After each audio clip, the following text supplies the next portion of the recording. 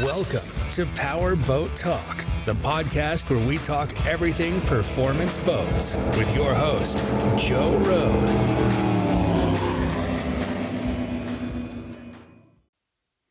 Well, hello, and welcome to my fourth episode of Power Boat Talk.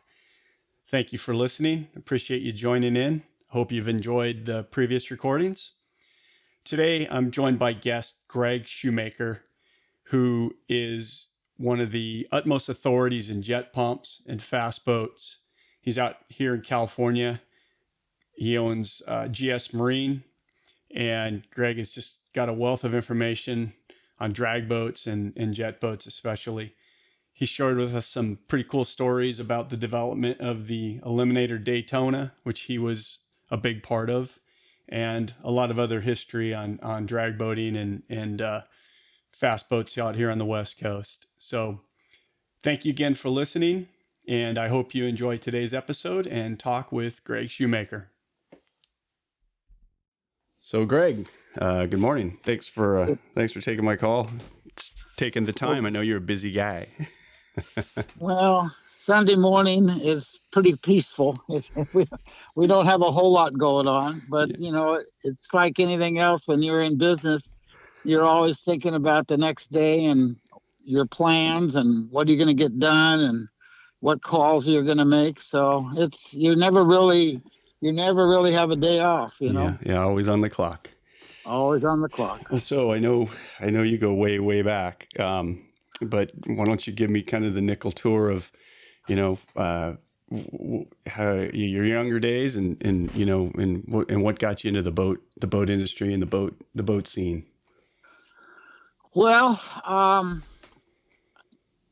when I was 18 years old and I was going to El Camino College, and I dropped my units from 12 and a half down to 12, and the United States military selective service swooped me up, and I was drafted into the Army, and went to Fort Ord for basic, went to Fort Ord for advanced infantry training, and in August, well, it was more like closer to 1970, I was jumped on a plane in Fort Lewis, Washington, and sent off to Vietnam. And I did my tour. I came home, and the job I had before I had went in, as I was working at Market Basket as a retail clerk. And I did that for a while, and then it just wasn't for me. Joe Mondello at the time had a little shop up on El Segundo Boulevard, and I think it was probably Gardena. Anyway, I applied for a job there, and I turned into a parts washer and started learning a few things and about, automotive and mechanics and things like that. And a friend of mine that was working at Eliminator called me up and said, "Greg, would you be interested in doing warranty work for Eliminator?" And I go, "Well, what does that mean?" He goes, "Well, we put boats together and they come back in, they have little things to fix, things that need to get corrected." And so I started off doing warranty work for Bob at Eliminator, and that was right after he had moved from Huntington Park and moved over onto Grove Street in Anaheim. So I went to work for Eliminator, and shortly after I was there at Eliminator, I started rigging boats for Bob at Eliminator. And in doing that, I decided I was going to build a boat of my own. So I built a little Eliminator bubble deck, and I took off and did a couple races with NJBA, but Bob Leach wanted to go to the Austin Aqua Festival.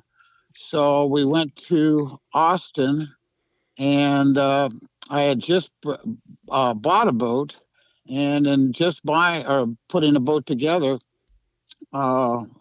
went down there and didn't know anything about racing, didn't really know much about anything on as far as making the boats run better.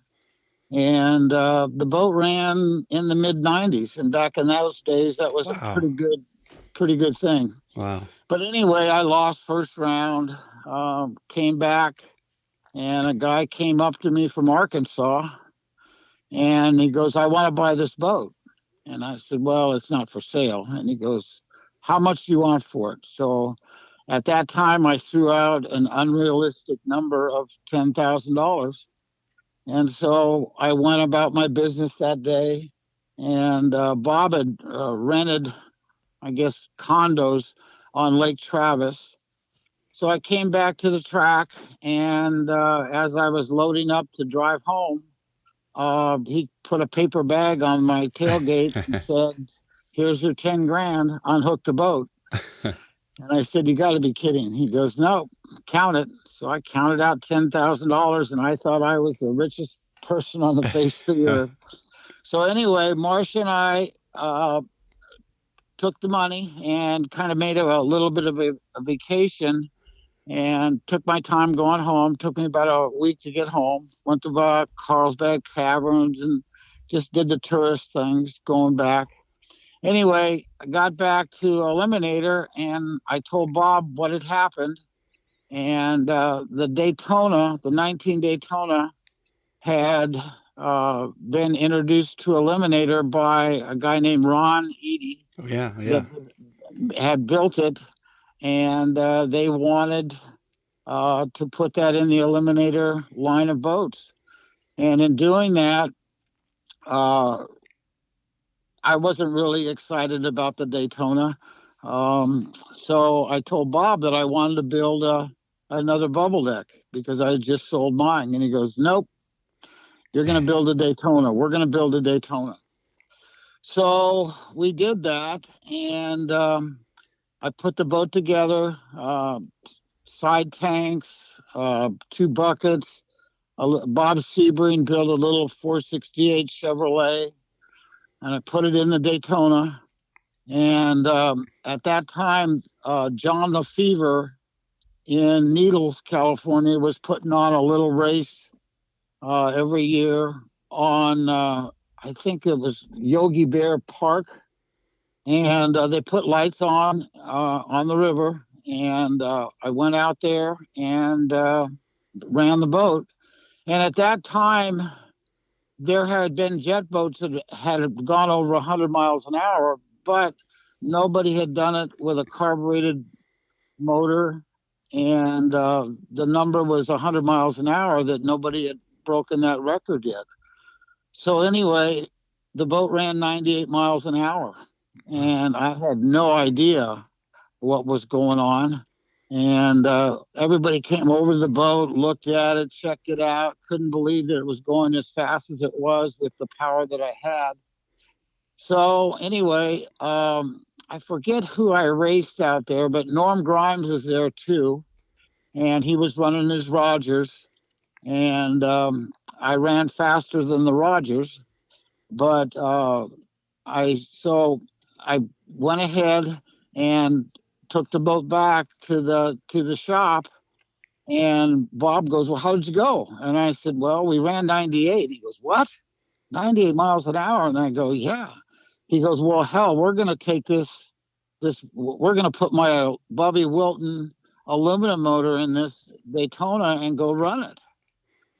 So in doing that, we put the aluminum big block Chevrolet in, took it to Bakersfield, to Lake Ming.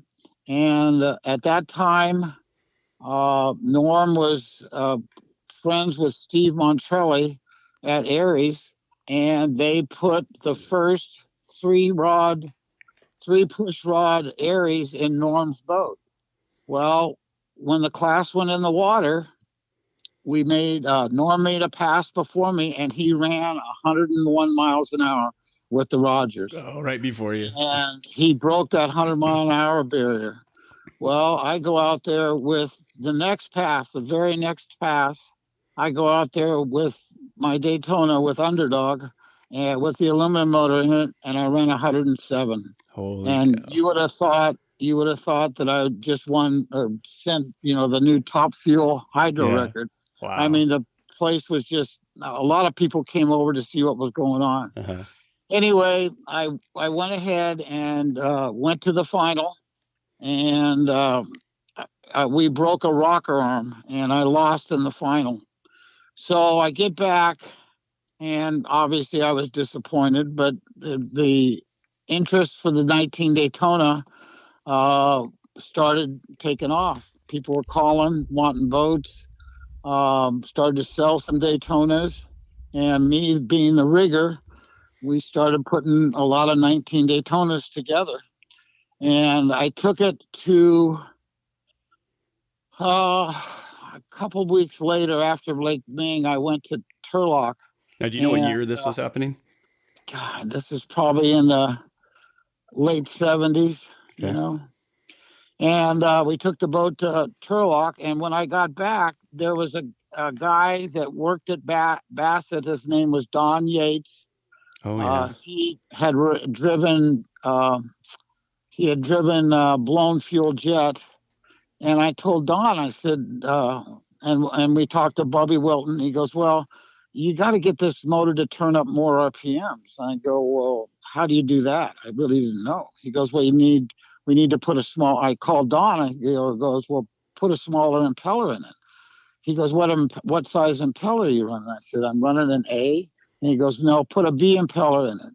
So I put a B impeller in it and took it to Turlock, and we ran 112 at Turlock. And in the final there, I broke a throttle cable, and again, I lost in the final. Well, once I ran 112, we came back, and the phone was ringing off the hook. Everybody wanted Daytonas. And it just, from there, it started. And doing that, I went ahead and raced the following year in comp jet with Underdog, and we were very successful. Won the NDBA comp jet, high points, and it just started skyrocketing. And so we went ahead, and I was continued to drive with Underdog, and then Norm Grimes and I uh, uh, started a partnership, and we had two boats. It was an unblown jet and a blown gas jet that we ran, and we ran it as Dash for Cash, and we toured all over the United States running the boats, and we were very successful with the boats, with the jet boats, and the sales for the Daytonas just completely took off. So we went ahead and raced with that for a while, and then we split up, and John Spikesma had us put a Daytona together called the Gambler. And then I started off driving the Gambler for John Spikesma. Norm was still running his unblown jet.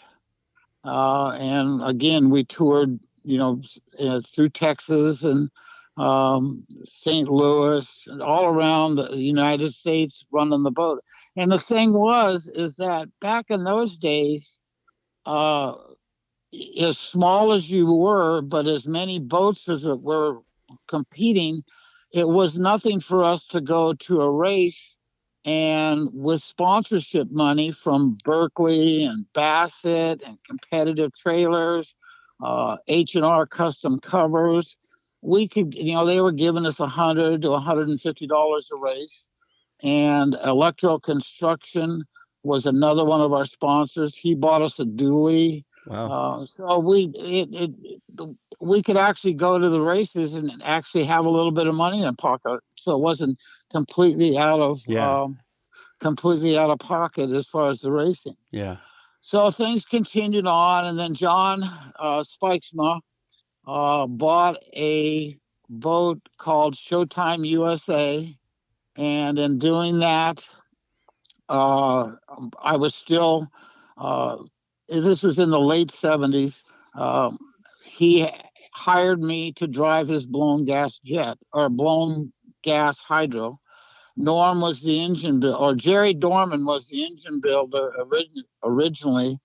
And geographically, he was up in Paso Robles. So he was doing all the service on the engine.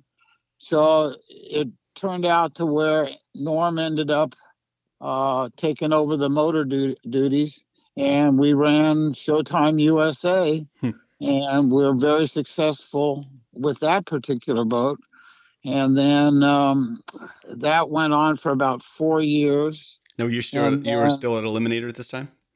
I had just left Eliminator and opened GS Marine, but I was still doing a lot of rigging for Eliminator. But I was just doing a number of things, rigging boats and servicing boats, and then all Bill Scotton and I had been doing rigging a few boats for him, and we ended up being actually business partners for about a year with California Performance Boats. We bought the 19 Gullwing, and I did all the rigging for those. Bill, you guys bought that whole from somebody? Bill didn't start that one? No, Earl Smith. That Earl Smith owned the 19 mold, and we bought the 19, and then our partnership lasted about a year, but I still continued to do all of his rigging on the 19-foot performances, and then Earl built the 18, and he was running that, campaigning that with SDBA and NJBA. And I was driving the hydro, but I was still, my roots were with the jet boats, and that's what I was doing all the rigging and outfitting and helping people with all their Daytonas. That was now at one time, we got so busy with the Daytonas that we actually Bob built another set of molds, and and we had 2 sets of molds now building 19 Daytonas. So it went along like that for a while. I was still racing, and then I was contacted by a gentleman in New Zealand, and he hired me to come down, and they run those world championships where they run a number of in 2 weeks. They run like 15 races on different bodies of water in New Zealand. They were all drag boat races. No, they were endurance races. You just race up you'd start at the bottom of a river and race to the top, maybe 50 or 60 miles up a river. And then you get up there, do your maintenance, and then race back down. And it was a timed event. And this went on for a couple weeks, but I was in New Zealand for about 3 weeks. And I wasn't the first guy to introduce the Berkeley pump, but at that time, all there was down there was Hamilton's jets. And I built believe it or not, there was a set of molds in New Zealand that were the Nordic pickle fork molds, and we put together a boat down there, and a lot of the stuff that they were running were small blocks, Fords and things like that. And so we put a 19 Nordic together, which is very, very similar to the Daytona, and we reestablished some kilo records down there, and we utilized the Berkeley pump. And a lot of people at that point in time started to switch from the Hamiltons to the Berkeleys. So I went to New Zealand a couple times, and so I don't say I was the first one to introduce a Berkeley, but there was certainly a lot more Berkeleys there after I left. And that's what they currently run. They run a lot of Berkeleys and American Turbines and Dominators now to this day. Wow.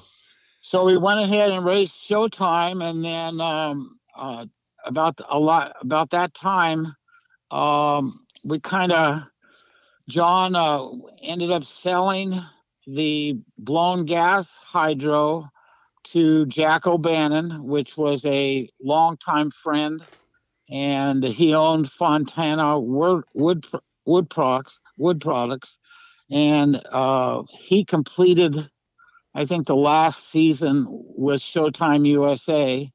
And at that time, the capsules were being introduced. We weren't going to we weren't going to put a capsule in the blown gas hydro, but we ran that year, and we ran a lot of local races, like here at Puddingstone. There was 10 races held at Puddingstone. Oh my gosh. And out of those 10 races, Showtime USA won 9 of them. Wow. So we were very successful in blown gas hydro. We ended up being the retired record holder in that class at 6:10 at 187 miles an hour. So my career with the blown gas hydro went away, and Ralph Padilla at that time bought the IHBA, and he hooked up with Mike DeStefano at NJB Productions, and I did the color commentator. I was a color commentator. Oh yeah, I forgot about that. With ESPN for 4 years, and did the drag boats. And I was not really driving, not doing anything. And then about that time, Norm and Jack O'Bannon decided to run a top alcohol hydro, and asked me to drive it. And so I had built in 1990, Norm and I had purchased, because of John Spikesma, we bought the Curtis 501 molds from Arlen Curtis, and we did it for John to offset some of the costs of our racing, and we were selling the Curtis hydros. And so Norm and I would put those together and sell them to people all across the United States. So in the meantime, I was doing, the color commentary for ESPN, and Norm and Jack asked me if I'd be interested in driving a capsule top alcohol boat. And I said, well, yeah, but I didn't have a license. I didn't have anything, to be qualified to drive it. So I got my licensing at Firebird International, but I got my driver's license in Randy's boat. And from that point on, then I started running, top alcohol hydro. And that was Showtime USA again. Yeah. And it was top alcohol. And we were. What was the name of that boat? Yeah, that's probably mid 90s, Oh, yeah, okay. Early 90s. Do you know what year that was? No, and the thing is that after I started doing ESPN, I basically had retired.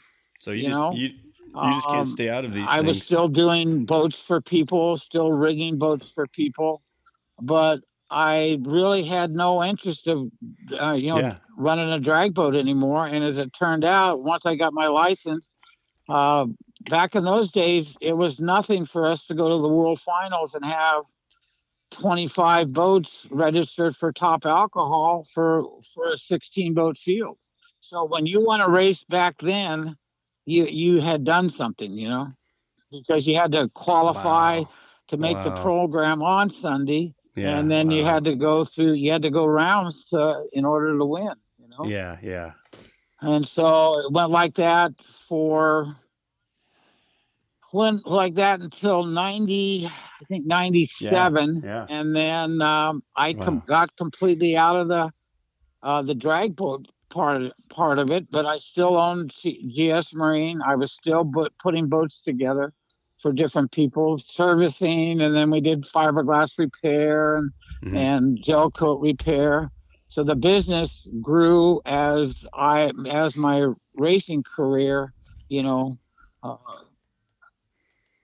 Equation, right? You stop playing and you yeah, go to work. yeah. And so I pretty much had stopped doing any kind of. I wasn't going to the races. I wasn't doing anything. I was helping people, but I wasn't really attending. And then I moved into Quinn and bought a house there. And You're talking about we the ended river, up, right? at the river. And I ended up helping Mike DeClark. And we are still continuing to Yeah. race to this day. So he was just like your neighbor or something? That's how you met him? Yeah, he lived right down 3 trailers down from me, and he came up. How we met was Dave Batista, who was one of my employees, was having a house built in Woodbridge, and he had traded Mike DeClark, who is a framer contractor, and Mike was doing Dave's house. And Dave had put together a 19-foot California performance for Mike DeClark. And Dave was supposed to have called me to tell me that he had finished the boat and he wanted me to help Mike with the boat at the trailer park. So I'm in my garage one day, and this guy pulls up out in front of my garage and goes, "Get in the truck." I go, "Who are you?" He goes, "Well, I'm Mike DeClark." I go, "Okay."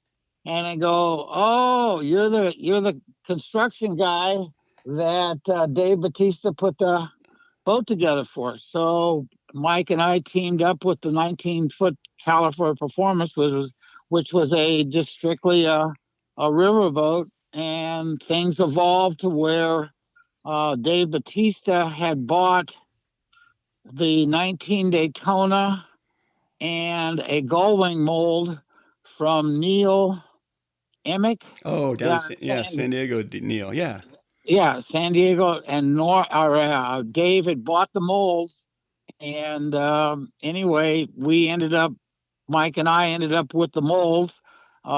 Mike built a Daytona that was called Old School, and we started racing that with NJBA, and we went out the first year, and I think we ended up winning high points the first year that we were racing. And that the guy to beat then was Jerry Hicks, and we were basically unblown fuel, or unblown gas jet was a pretty popular class back then. And we ended up winning the NJBA championship that year. And then we continued to run it, I think 4 years. And then in the meantime, because we had acquired the 19 Daytona molds, we were also building the Curtis 501 and the 19 Daytona. Then Tommy Papp passed away, and we ended up with the 19 TPR mold, which we're currently still building to this day. Oh, wow. I didn't know that. Yeah.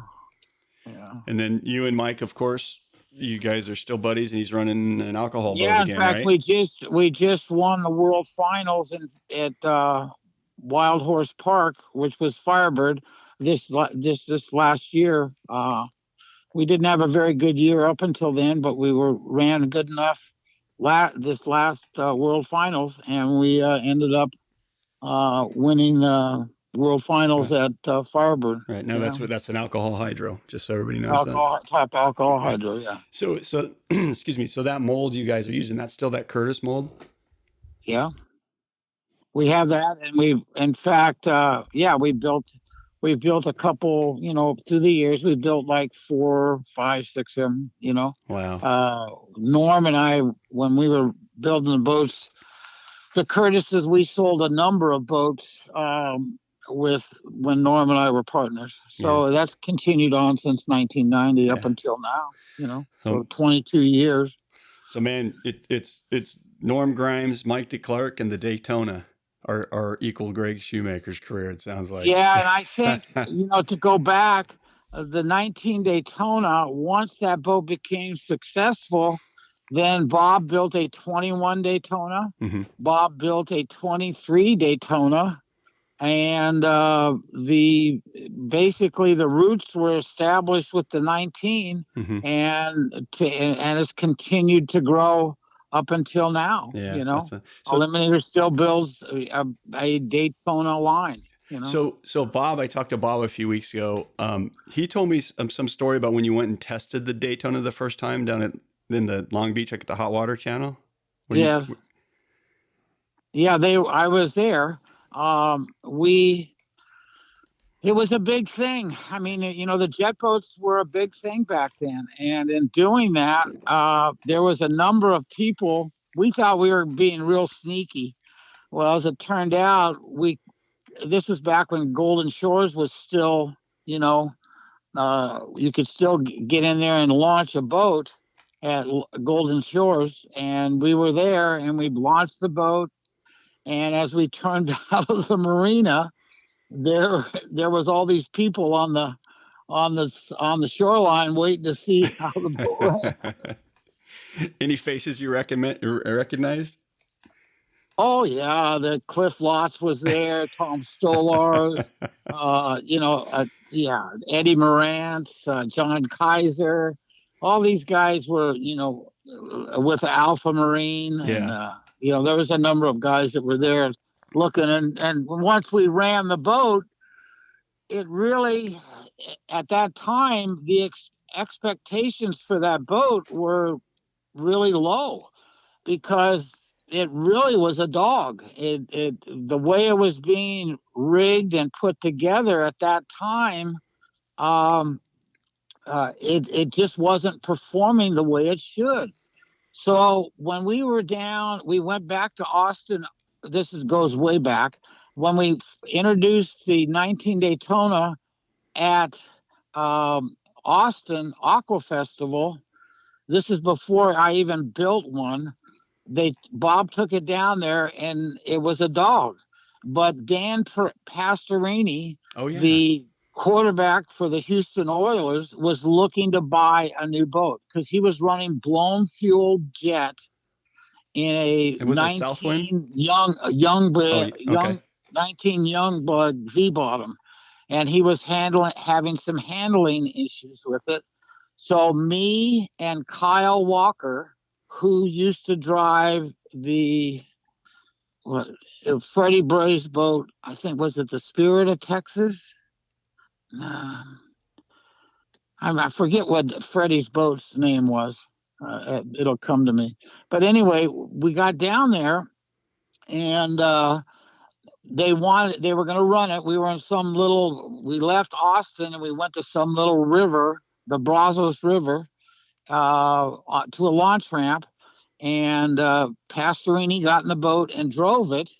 But Kyle and I were standing on the shoreline, on the boat. It performed okay, but it was real tight in the water. It was way down in the water, so it really wasn't a benefit. It didn't show any benefit, maybe stability, but that was about it. So they came back in, and the powers to be at the time told me and Kyle, go put this wedge in this boat. We want to wedge it. Well, we thought we put it in the wrong way. You're talking about just a nozzle wedge? Put it in the wrong way. They took it back out on the water and they ran it, and all of a sudden, Jesus, the boat came to life. The nose was up. The boat was, looked like it was going, a lot faster. And that kind of stuck in my mind when I put mine together. This is kind of how we have to set it up. So the setup on the boat was kind of an accident. We didn't know at the time what we were doing, but we made a mistake and it turned out to be the right one. Yeah, I was going to ask you that because So when you first put that first one together, I mean, when you're asking Don Yates like about just an impeller, obviously you guys weren't that sophisticated as far as the jet setup at that point. Oh no, no. Yeah. No, we So, were Eliminator was more geared to the 18 bubble deck, mhm, the 20 sport cruiser, the 21 two-step cruiser. mhm. You know, but we weren't really doing anything in the performance market to any kind of a degree until the Daytona Yeah. came along. When you had that first Rogers, so the pump was basically just, I mean, were they doing ride plates and shoes at that point? Or Yeah, they had, the blown fuel jets were there, and this goes again way back. Lee Talbot was kind of the jet boat guru at in those days, and where him and I. where was he from? He was in Northern California somewhere. Let me do it. Did he have a shop or was he a racer? Or? I don't know. I could probably find out. I could talk to Donnie LeBon and find out. There was another one,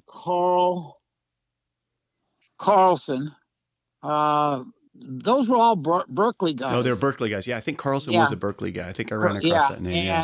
And that's how I ended up meeting Lee. That's how I ended up meeting Carl Carlson.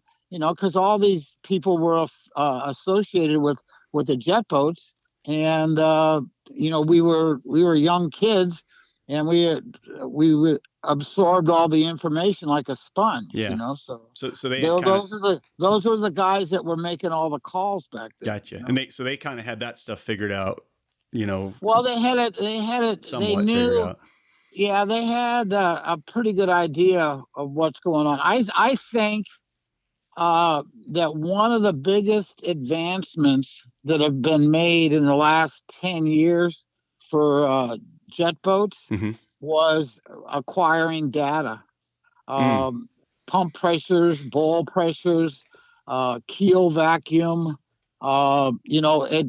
Because the jet is confined to just that 22 inches and an 8-inch opening. We were able to get in there, and with the data we were able to get in there and see what was going on. Before, it was guesswork. Yeah. You were hardwaring these boats and running these boats down the track by the seat of your pants. You really didn't have any knowledge of what was going on. And to this day, that is a very intricate. If you're going to be successful with a jet boat today, you've got to have data.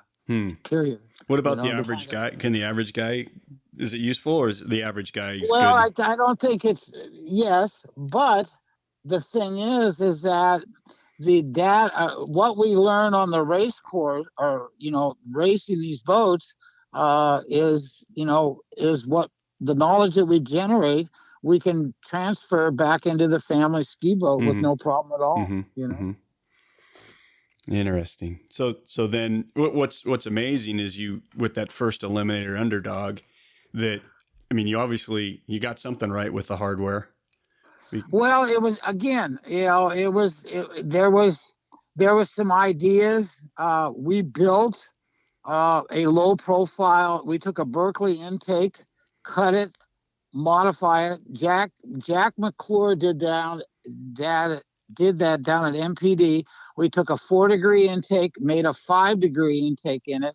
So my very first Underdog Daytona that we had a low profile intake in it, and we had moved the pump all the way back.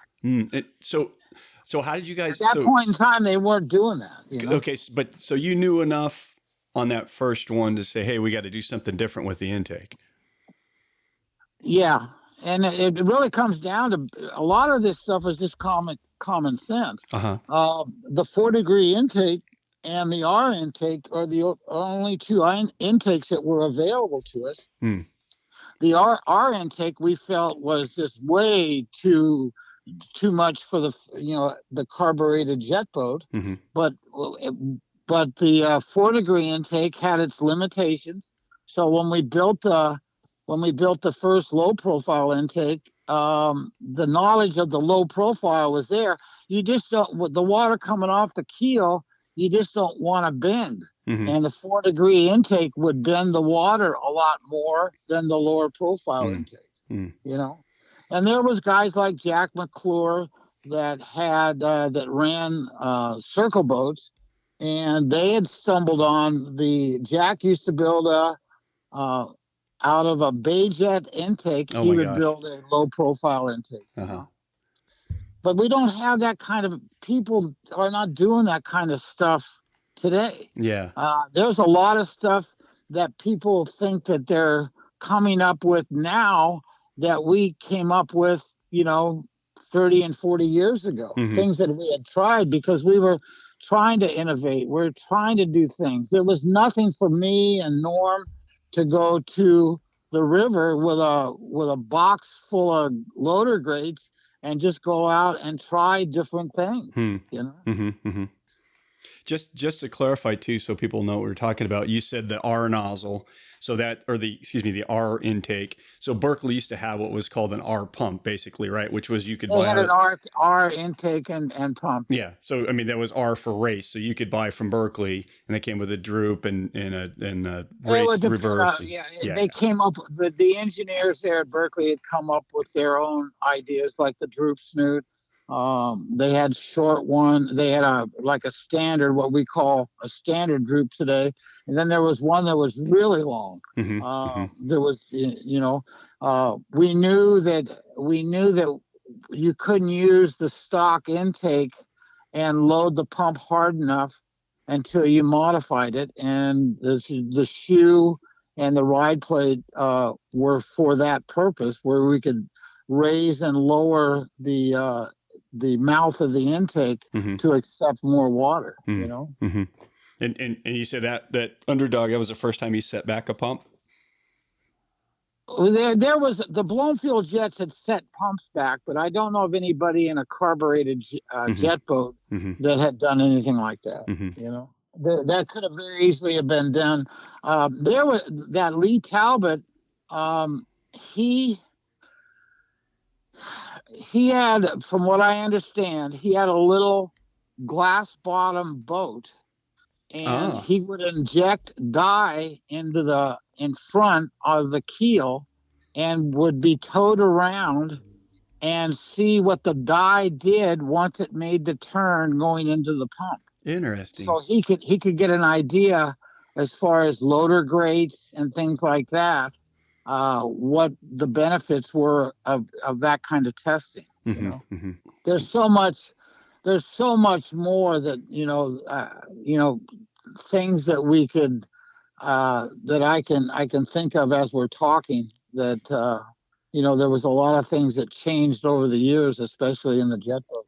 Yeah. It was interesting, and I don't think people. I mean, I'm old enough to even remember. I mean, I went to a Berkeley factory school. Still got my certificate. So they were just so much. Berkeleys and Panthers and jacuzzis down at Hardin. I mean, it was just such a different time. They were just so much more involved, and there was just so much more of it. Well, yeah, but see, everything that today. Berkeley had, it's a deep water pump.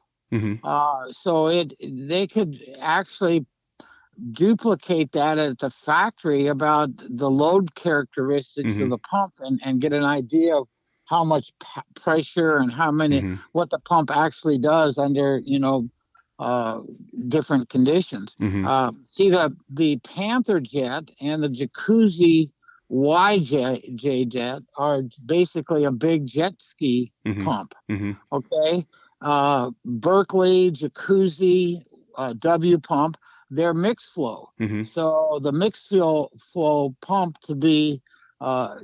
came to be a pretty popular pump as far as performance goes. I think going back through old powerboats and stuff, it sure seems like the Jacuzzi W kind of was actually the pump before Berkeley really got big. Well, it once Berkeley got involved in it to that degree, there was always a rivalry between the Berkeley and the Jacuzzi. And in fact, some of the guys would take a Jacuzzi, modify the shaft, and put a Berkeley impeller in it. Yeah. because the Berkeleys over the jacuzzis were about 4 or 5 miles an hour faster. Mm. So to bring, and I think about a lot of it had to do with the fact that jacuzzi was running a 5-bladed impeller where the Berkeleys were running only a 4-bladed. Oh, okay. Okay. But I've actually seen a Berkeley 3-blade impeller. Oh, you're kidding. No, that it's out there, and I think there was also at one time, and I'm not absolutely sure, but I thought there was a Berkeley 5-bladed impeller. You know, and remember that was Harmon Marine was basically Berkeley. Yeah, remember? They were so Harmon. They were the West Coast distributors, or basically. Exactly. Yeah. So you had guys like Warren Robbins and Carl Carlson and Lee Talbot and Ralph Rhoda, and there was a bunch of engineers that worked for Berkeley that were very, very knowledgeable about it, and we even talk to them even today. Oh, really?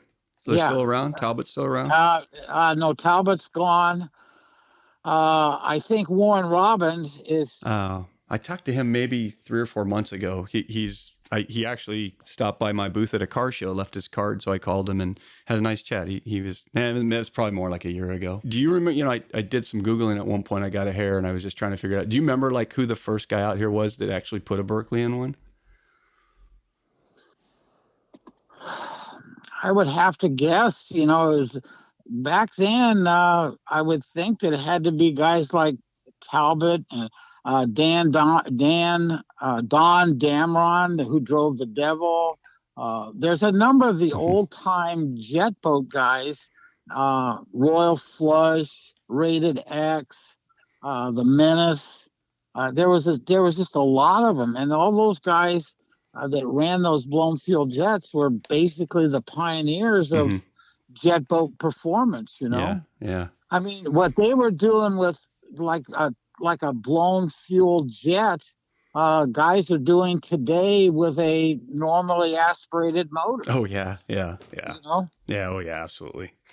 Well, because Daytona's a perfect example of just hull technology and hardware setup. Well, the technology, but like I said, early on, I think that the biggest thing that if those guys had a computer back in those days, God knows what they could have come up with, Yeah. Because going to a race back then, like an NDBA race or an IHBA race, there was a lot of blown fuel jets, You got guys like Donnie LeBon today that are still hanging on to the old school type of stuff. But again, they're using a computer, they're using data, they're doing things that, they weren't able to do with a lot less power today, Yeah.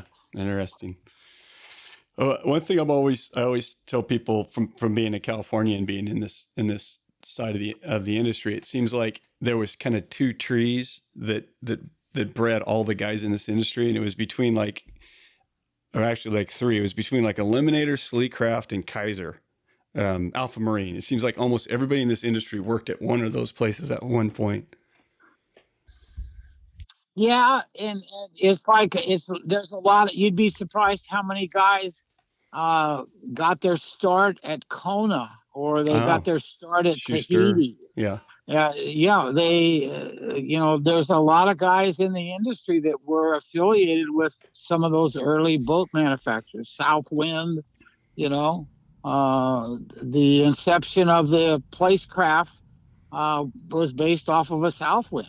They took a V-bottom boat and put inserts in the mold, and they came up with a Southwind tunnel dragster.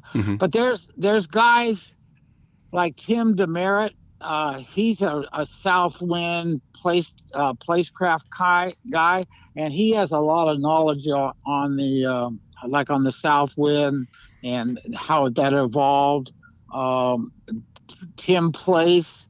Not that he was involved in it, but his dad, Frank, and Bill Place, a lot of those guys, that was our intakes and their hardware, and they were go fast jet boats, Yeah. It seems, do you think now too, it seems like there's kind of a resurgence on jet boats. Just because of, I guess, because the used market was pretty inexpensive, and I personally know a couple of young guys who have gotten into it, just didn't know anything about boats.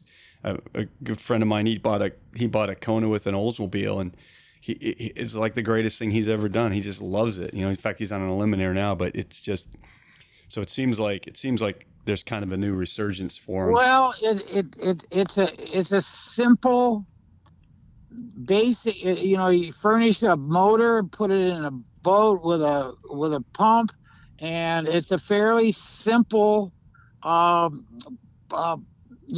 combination. Yeah. V drives are scary to people because of props and gears. Yeah. Things like that. So it's an easy alternative for a young guy to get into. Yeah. My very first boat that I ever owned was a Glencoe. Oh my God.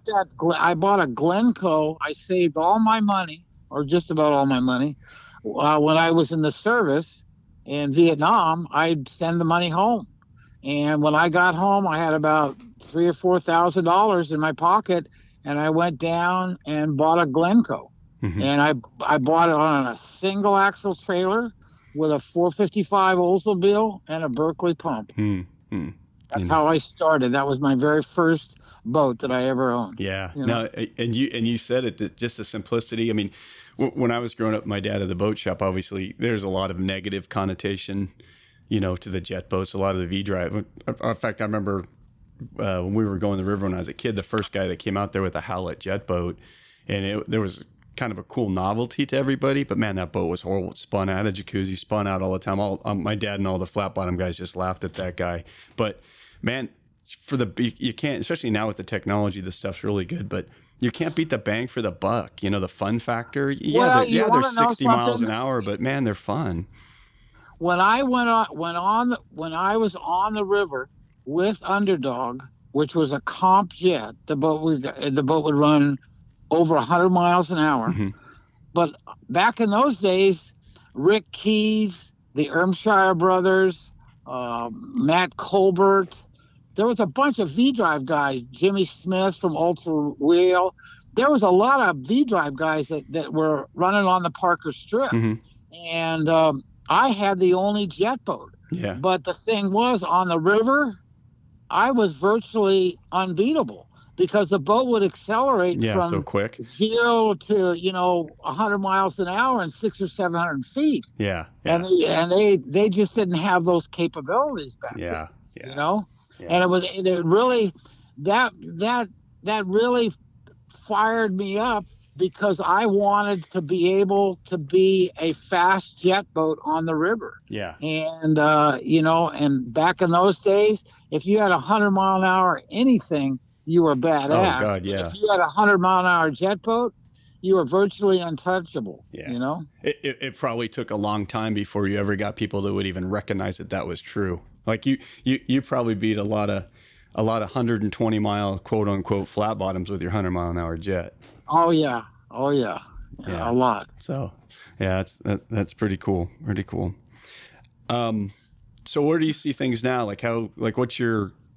You're still doing a lot of jet pump setup now, or yeah, we do our fair amount, but the breed is kind of, there's people out there right now that are doing things with jet boats, but a lot of the roots came from what was learned over the years. Mm-hmm.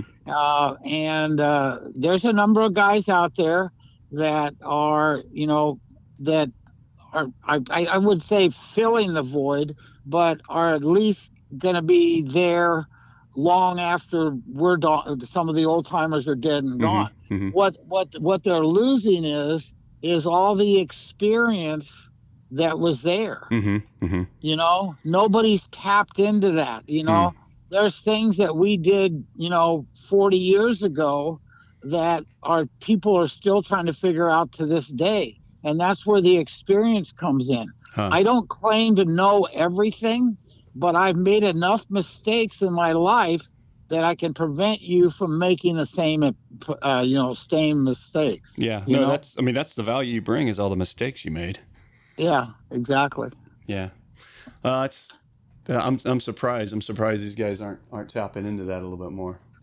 Oh, I think they are. There's people that Jeanette always tells me, Greg, you should have a 900 number, because I get people, just customers calling me for information. But then I also have other shops Oh, that sure. call me sometimes that they get stuck and they're not quite sure what to do, Yeah. Yeah. And Sure. with the experience that I can bring to the table is that, well, hey, we had that problem, back in the 1990s, and this is how we ended up solving it. Yeah. Gotcha. Yeah. Absolutely. So through your career, through all this whole craziness in this business, what do you think's like the worst mistake you ever made that you got out of? The worst mistake that I ever got out of buying a building. Really? Yeah, I think back in those days, we were worried about, the 80s. Dennis Winsen and I from Carrera were talking about it the other day. I mean, we used to do a lot of stuff back in the 80s and even 90s. I mean, it was nothing during the winter that we take off and go to Vail for, a week at a time. There was money back then. Yeah. There was a lot of excitement in the industry. That excitement to me right now, there's guys that are trying, but the excitement level is just not there, like it used to be, I wonder why that is. I mean, because I don't know, the world now, I want to say guys are just more serious, and it just don't do that kind of stuff. But the world's kind of more. I see glimmers of greatness. Mm-hmm. I think guys like DeClerc, for example, he's got the fire. I mean, he wants to race. He's got, he bought the toter home, he bought the stacker trailer, he's got a top alcohol hydro, we've got a jet boat, he's got a flat bottom. I mean, he really has got the bug. Now, I see other guys, trying to duplicate or replicate that, but not as many as there used to be, What about the new guys? I mean, you've referenced a few of the new guys. But what about some of the new guys out there that are doing the work? You got any of those guys that you really admire, or you feel like they're going in the right direction? Trevor, and I can't remember. I don't know. Gristy, he's a circle boat guy, but he's got a little shop that he's doing, some boats with. Scotton, here Bill Scotton was. He, the owner of California Performance. Bill is, we're just getting tired. I mean, I talked with him, it's not that he really has to work, but he does it, I think, just because of the love of the sport, Yeah. Do I find guys like that? Yeah, but not as many as there used to be. Sure. Yeah, it's I don't know. I think it evolves. It's kind of like the hot rod industry I'm in, where every generation for the last few generations, less and less guys are guys that spend the time in the garage with their dad. You know what I mean? And so we lose more and more of that every generation, it seems like. Well, you think about it, when we went to work, our whole life was, the shop. It was making things better, doing things better. Now I don't see that kind of.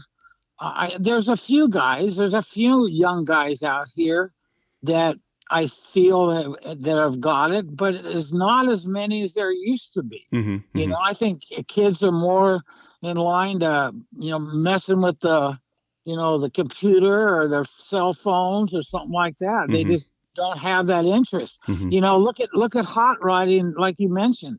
How many young kids do you know of that are out there building hot rods? I can remember leaving El Segundo, driving down Imperial to Hawthorne Boulevard and cruising up and down Hawthorne Boulevard, and every signal you'd come to, there'd be somebody there with a fast car. Yeah. You know, you wanted to go drag racing. You know, I can remember going to Inglewood and Big Willie and the street racers. You know, big black guy, and there'd be thousands of us there. You know. Yeah. And then he'd announce where the street races were going to be, and everybody would take off and go there. You know, but we just don't have that kind of culture right now. Yeah. You know? Well, I will say, and there's a resurgence on the hot rod side. We just did a show a couple weeks ago called Dino's Get Down out in Arizona, and it's predominantly trucks, and the trucks are really popular with the young guys. It's a really younger crowd because the trucks were cheaper. They're not cheaper now, but they were kind of the last few years. They were cheaper. And so that's been kind of cool. It's a pretty nice little resurgence. But again, I think a lot of it just comes down to, obviously, economics are crazy. You know, kids getting more serious. You know, we went through a couple generations where you had to go to college. And, you know, when my kids all went to college, man, you kill yourself in high school trying to get into colleges. You don't have time for hot rod stuff. So that's part of it. And again, you know, every generation, you know, I was in the hot rods, my kids aren't, so their kids probably aren't going to be either, you know, so that. And see, the funny thing about it was, when I remember growing up, I always had the mechanics. When I went to college, I was an industrial arts major. There's that. Yeah. Okay. Yeah. I had my wood shop. I had my welding shop. I had my automotive shop. So all I needed at that point in time is something to do with my skill level that I had. Sure. And so the boat was an easy transition for me. The car was an easy transition for me because that was stuff that was in my mind and that I wanted to participate in. You know? Yeah, that's absolutely true. How many of those kids never get that bug? Because, I mean, I just said, you know, it's you know, it's kind of what your dad did, but there are a lot of people who got that bug. Their dad didn't do it, but they got that bug at that high school auto shop from an auto shop teacher. My dad was mechanical, but he didn't instill that in me, you know? He just didn't. Yeah. And it's funny because my brothers, oh, really? Bit. That's really funny. No, but you know, they went on to do different things. You know? But mechanics was not part of it. You know? Yeah, interesting. So the adverse to that last question, what's the best decision you ever made in your career? I think the best decision that I ever made was pursuing what I enjoyed doing, and that was the boat racing. I just enjoyed it. I from a driver's standpoint, I just loved the competition. Oh, awesome. I thrived on that. And the other thing that I dwell on is the fact that if somebody beat me down, I did my damnedest to be back and do something to better myself the next time I encountered the same competition. I wanted to excel. I wanted to be better, you know? And I think that's what I've always thrived for. You know, I didn't say much. I wasn't a big bragger, but there was an old saying that Joe Mondello kind of told me, proof is in the performance. Right. And I've kind of held that in the back of my mind for all these years, you know? Yeah, that's awesome. Has that, do you carry kind of that same competitiveness into your business? Oh yeah. It's always, you know, I always strive to do better. You know, I've always, I advertise a lot, but I just want the work that we do. I want to be proud of that, and I always try to take care of my customers. You know, I bend over backwards to make them happy. You know, well, that's a good equation for. Well, I think that's word of mouth to me is the best form of advertisement. You know. Now, I don't know. I follow you on I've known you for a while. I follow you on social media, so I think everybody knows you're a big hunter. You and DeClark, and also you do some side by side stuff too, right? Desert stuff. Yeah. Aside from that, is there anything else that tell me something like people would be surprised to learn about you, or they just don't know about you? Well, the outdoor, the funny thing is, once I got back from Vietnam, I was embarrassed to tell anybody that I was there. God, that's terrible that's like that. I didn't pick up a firearm for probably 10 years. Mm-hmm. And I wasn't a big hunter before I went to Vietnam. I had a couple rifles that we go out and plunk at, jackrabbits out at Lake Edward or Edwards Air Force Base. Mm-hmm. But I wasn't a big hunter, and I didn't tell people that I was a Vietnam vet. I just didn't tell them, and